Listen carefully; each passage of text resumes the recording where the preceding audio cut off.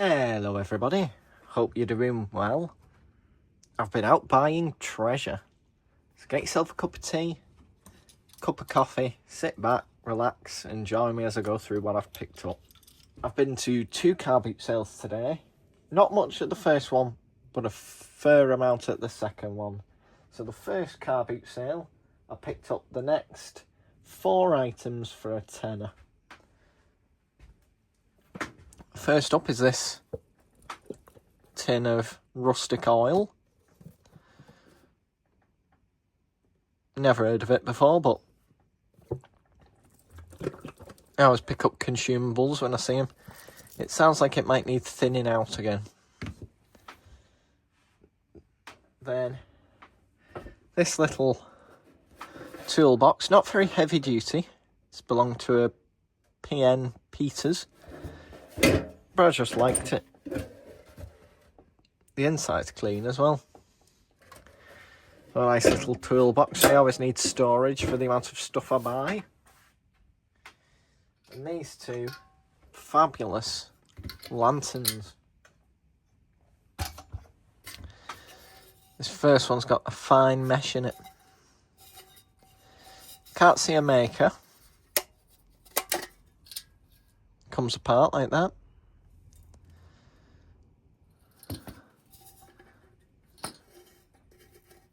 It's still got a wick. And a ceramic wick holder. This second one, it's quite nice, battleship grey. It's a tropic.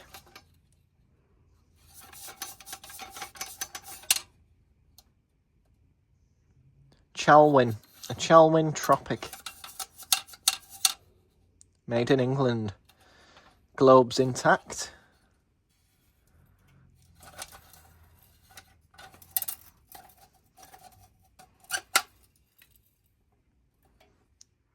Bulb holder works. And this also has a wick in it. I'll give both of these a quick wipe so we can have a better look.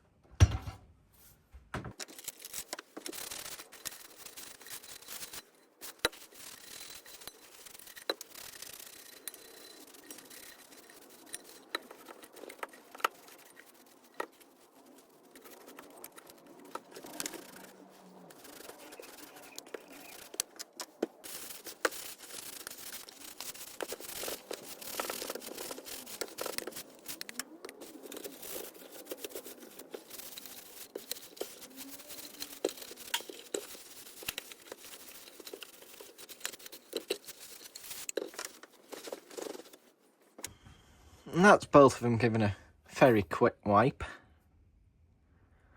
I'm most interested in this Chalwin Tropic. It's not one I've heard of before. I'll have to get in some paraffin and test all of the lamps I've picked up recently. This one's quite nice too, much simpler. For some reason it sort of reminds me of a beehive.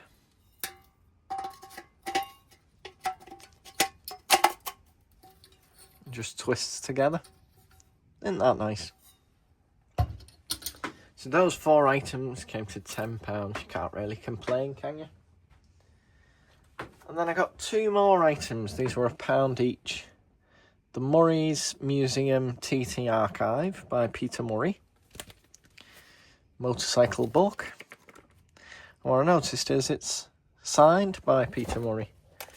And also comes with a pair of stickers.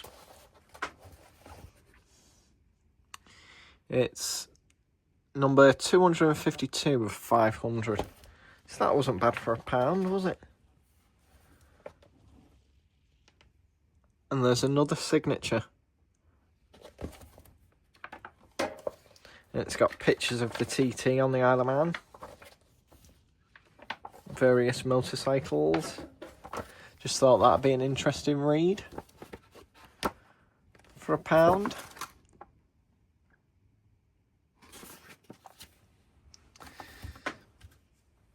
Then I picked up this massive National Illustrated Family Bible.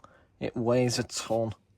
It's leather. The spine's in bad nick, with all brass accents. Isn't that a nice thing? Well constructed.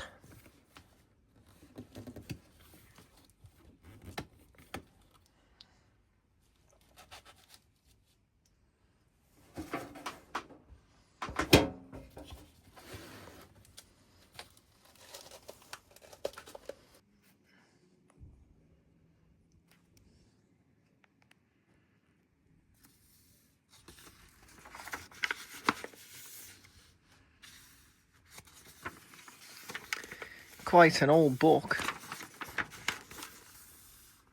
that's for sure. And this was also £1, and I couldn't leave it there. It was in a sorry state already.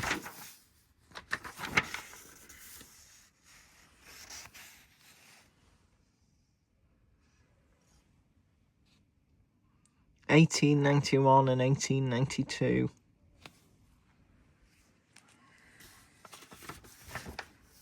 Marriages.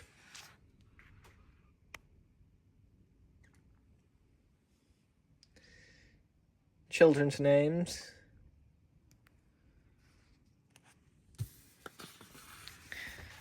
I couldn't see someone's family history be lost like that.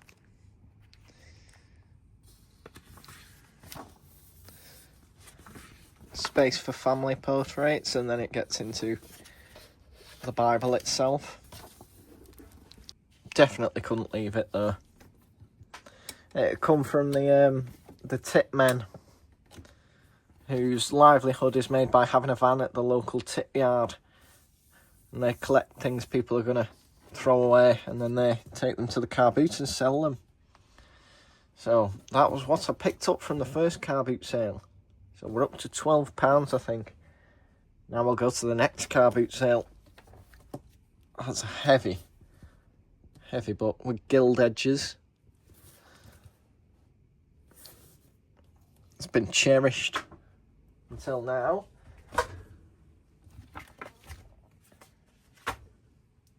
Get these cleared and get on to the second Carboot.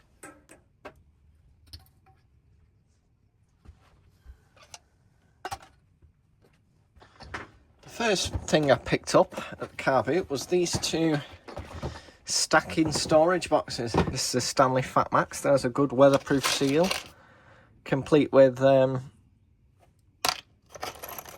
roofing screws with washers, wall anchors, wall plugs, and screw cups. I got it more for the box than the hardware. So that smaller Stanley one, 6 drawer, quite modern. And this larger DeWalt one.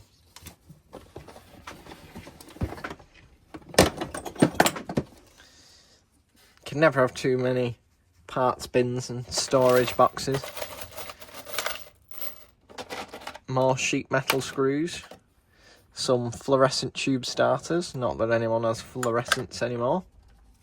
And I paid the grand total of £4 each for those.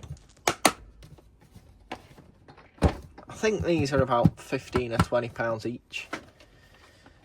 It's good to grab a bargain and never have too much storage. And then I got this box for £5. First up, this little coffin plane, which is quite sharp. All wood with a iron in it. Nice shape. No owner's mark. I think it's been somewhere slightly damp because this is quite well seated. There we go. With some difficulty I've managed to get it apart. That was quite well stuck in there.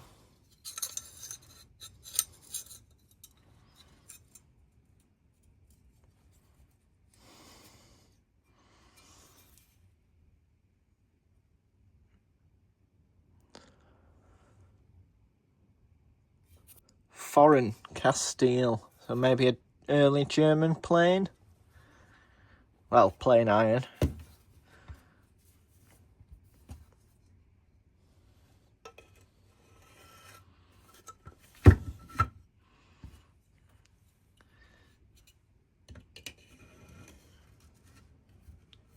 Put that back together so I don't lose any of the pieces. This box came to a £5. Nice little claw hammer. This looks like a farrier's pattern with this sort of rounded body and the angle of the claws. Looks like it's been used as a paint stirrer, but I think this has potential to clean up. The best thing to use for stripping handles like this is a single-edged razor blade. Give you a quick demo. So this is your single-edged razor blade. And this just saves you your sandpaper. You just draw it along in sort of this action.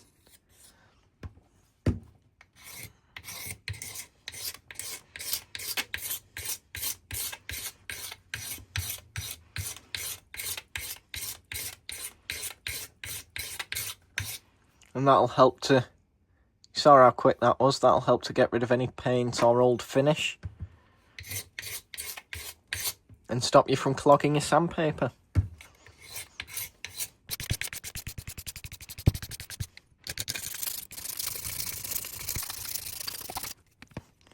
The poor man's spoke shave.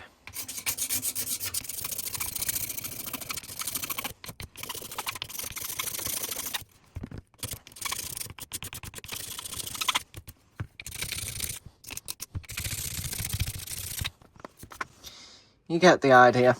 You still have to go over it with a bit of sandpaper, but nowhere near as much, and that saves you a lot of hard work.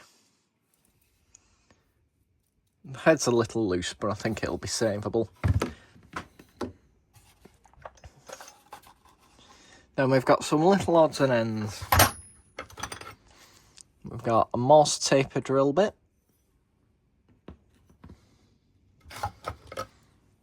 A very rusty wad punch. Can't see a maker on that. Couple of thread cutting dies.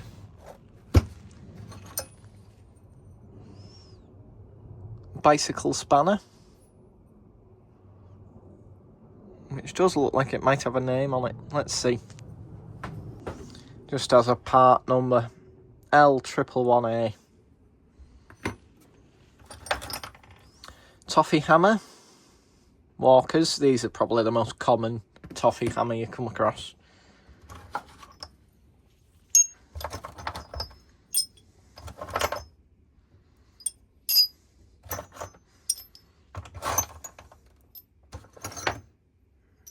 A collection of punches.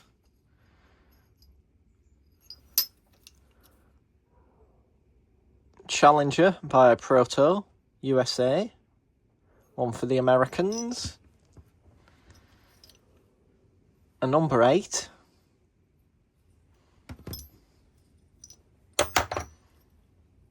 This one looks like it might be a Moore and Wright for the display. It's hard to tell under all that rust. This tiny little cold chisel.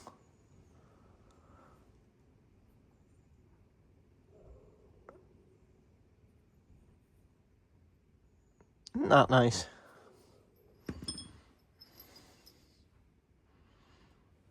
A homemade looking centre punch.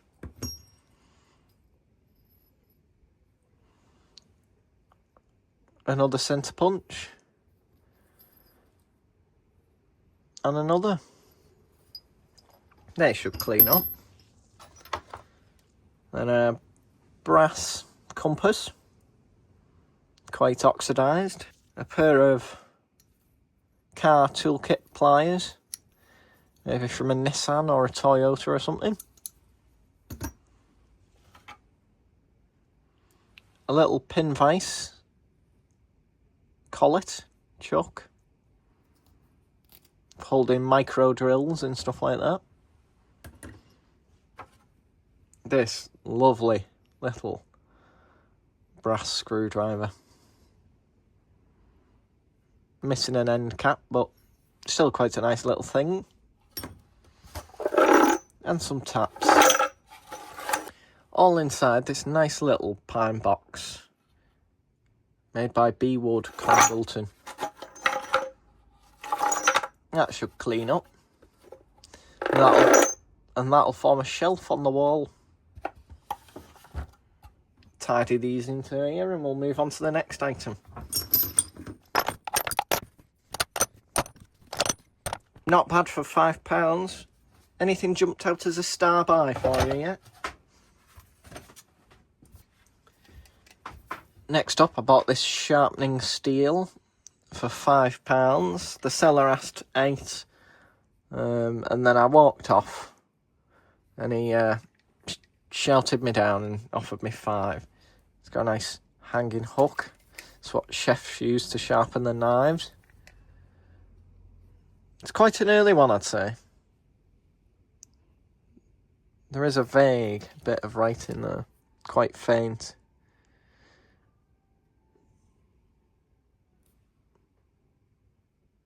But it's Something and Sons, Sheffield, 1843. And a broad arrow, so it might be 1943. But a nice wood-handled, hangable knife steel. I got one of these quite a while ago that had a beautiful horn handle. That was really nice. Then I picked up these 2 mess tins for £1. These aren't army ones, these are just cheap ones, but come in handy for cleaning things and what have you.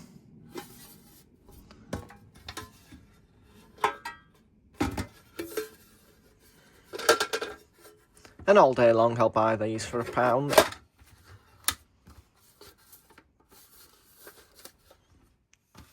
I use them as little parts washers. Not the nice army ones, but the knockoff ones. They're just dead robust. Next up, I got these 2 items for £10.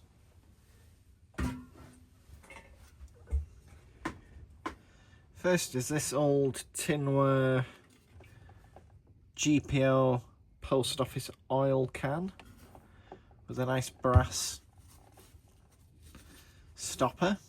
Now this still has oil in it. It's got quite a funky smell to it, I must say. Have a sniff.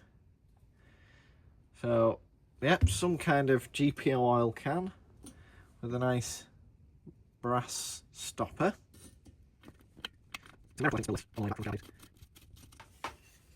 And this wooden brass plain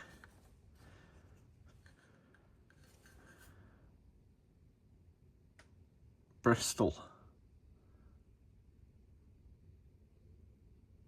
W. Greenslade Bristol. Isn't that a nice thing?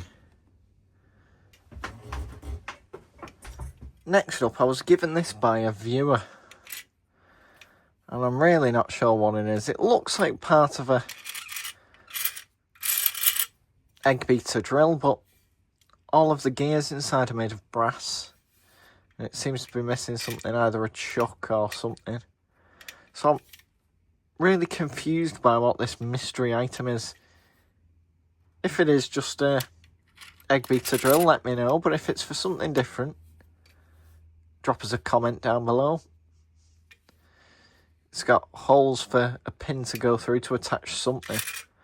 I think maybe it's for winding something. But I'm not 100% sure. That's a bit of a mystery. We like a challenge at Jack's Shed. I'll get these cleared and we'll get to the last bag of the day.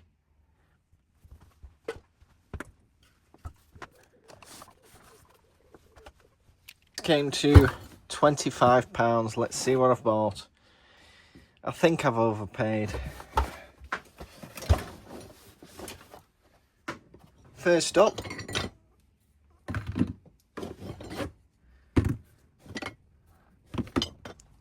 we've got 4 cast iron gutter brackets.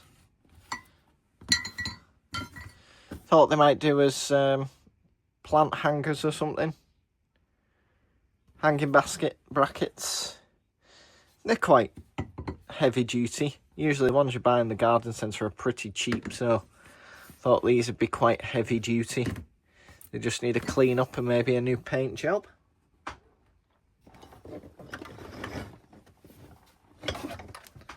This box of taps and dies. The tin itself's quite nice. WD Wills Honeydew Gold Flake. Bristol and London. That's a nice tin, isn't it? I like that. And some taps, dies and reamers. A little mixture. This is a Clyburn. Now, I've got lots of Clyburns, but I've never seen one with such clean writing. And it's branded Book and Hickman. Book and Hickman is a catalogue every tool lover should have. I'll get my copy and give you a quick look through of it. This is one of my copies of Book and Hickman. 1964. I'll zoom you in and we'll have a quick flick through. That's better. And they sell all sorts of stuff. Let's see if we can find this little adjustable. I have lots of Clyburns, but the stamping on that one's great. And there we go, we've found it. Page 217, Clyburn spanners. Let's flick through to it. This is a great shopping list for things to collect. If I had infinite space and infinite money, I'd use this as a shopping list. A bit like an Argos catalogue, and I'd go through and try and find one of each.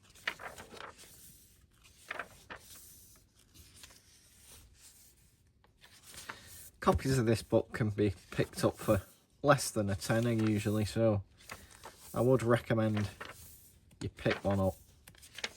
Even if it's just to flick through, but it's always handy as reference material when you collect old tools like we do.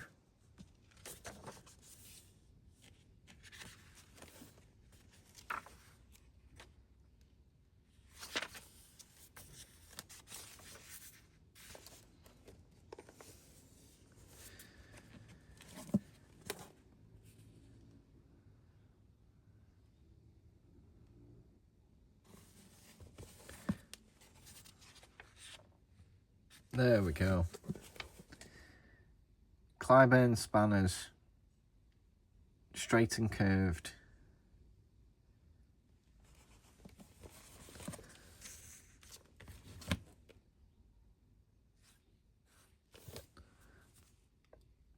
Well, this is a Clyburn number 1 and they don't sell it in my copy, so it must be pre-1960s. I've got one of these strap wrenches as well. And a pair of them.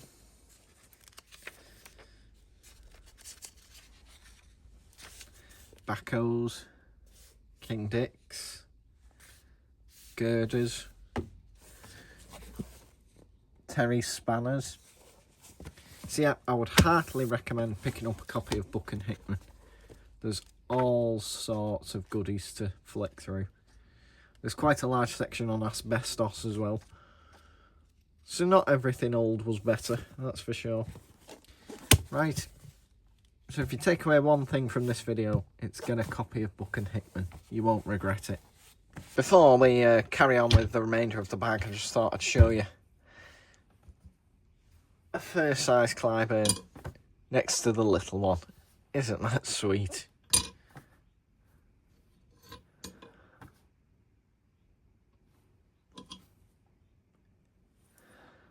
Such good graphics on that one.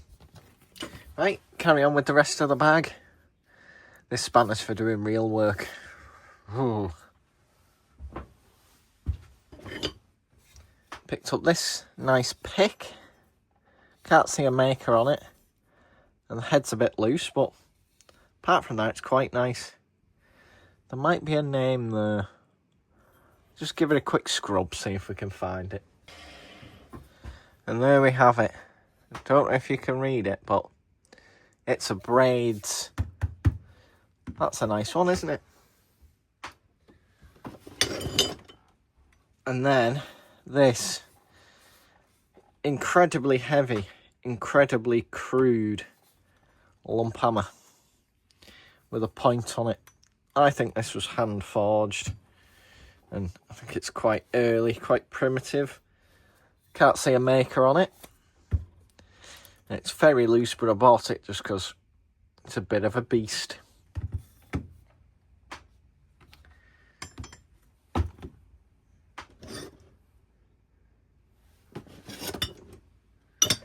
Picked up this little curved knife, which I think it has a maker on. So I'll just give that a quick clean and we'll see. This is a lovely Taylor's Eyewitness, made in Sheffield. But the handle's a bit dry, so you know what that means. It needs a bit of a feed. Instead of the usual teak oil, I might give this newly picked up rustic oil a go. Might as well see what it's like. If it's terrible, I know I've wasted some money.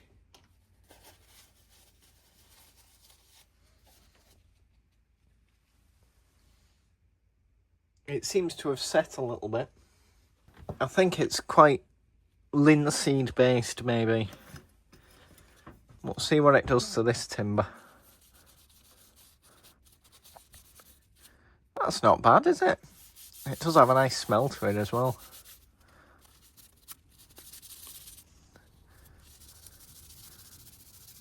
I think that's a win. Let's just get a bit more and give it a proper coating. I think what this probably needs is a bit of thinners adding in, just because it's set up a bit. But it seems like quite a nice wood finish.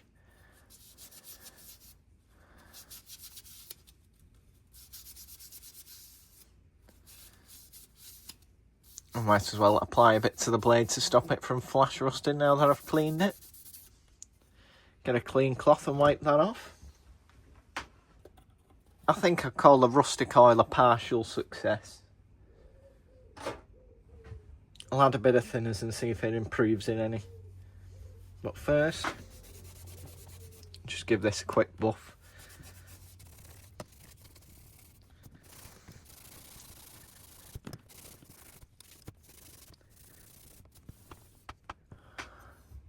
And I'm calling that definitely serviceable. Doesn't that look better?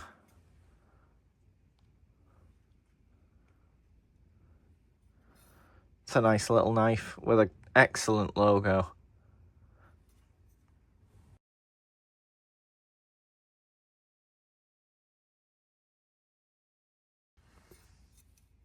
I'm really pleased with that though. On to the next items. Now the next 5 items are all axes. These are varying degrees of quite rough. That's got one hell of a chip out of it. I don't think that's savable.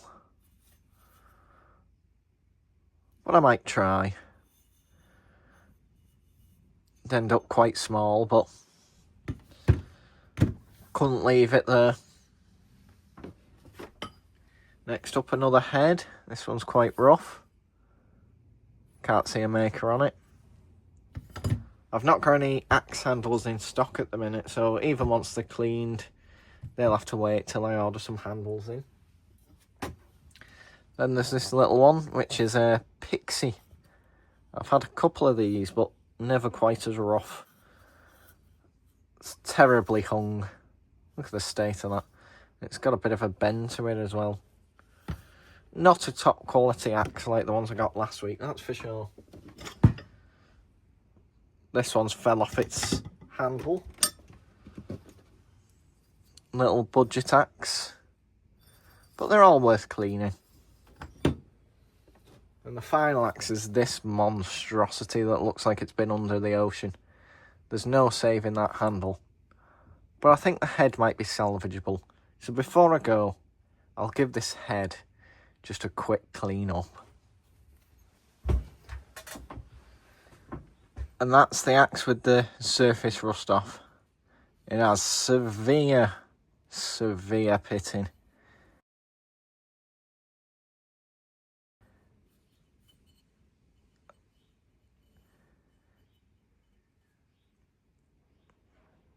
That might not be worth saving, but with a new handle and a sharpened edge, it'd still do its job of cutting wood.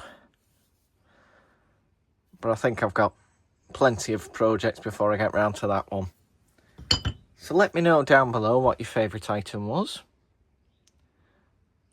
If you've enjoyed this video, please give me a thumbs up, and if you want to see more, please subscribe.